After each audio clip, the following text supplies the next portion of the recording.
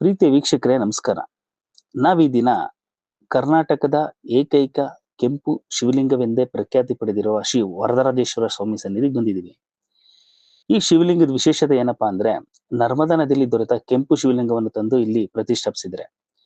ಈ ಕ್ಷೇತ್ರಕ್ಕೆ ರಾತ್ರೋರಾತ್ರಿ ಭೇಟಿ ನೀಡಿದ ಅಘೋರಿಯೊಬ್ರು ಈ ಕ್ಷೇತ್ರ ದೇಶದ 13ನೇ ಜ್ಯೋತಿರ್ಲಿಂಗವಾಗ್ತದೆ ಅಂತ ಭವಿಷ್ಯ ನುಡಿದಿದ್ದಾರೆ.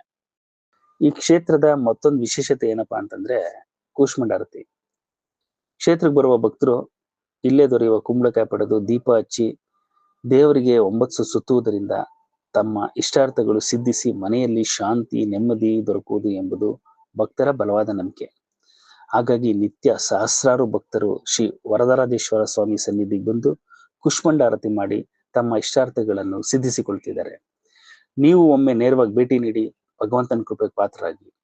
ಕ್ಷೇತ್ರ ಬರೋದು ಬಿಡದಿಯ ವಂಡರ್ಲಾ ಹಿಂಭಾಗ ಜಡೇನಹಳ್ಳಿ ಗ್ರಾಮದಲ್ಲಿ. ಎಲ್ರಿಗೂ ನಮಸ್ಕಾರ.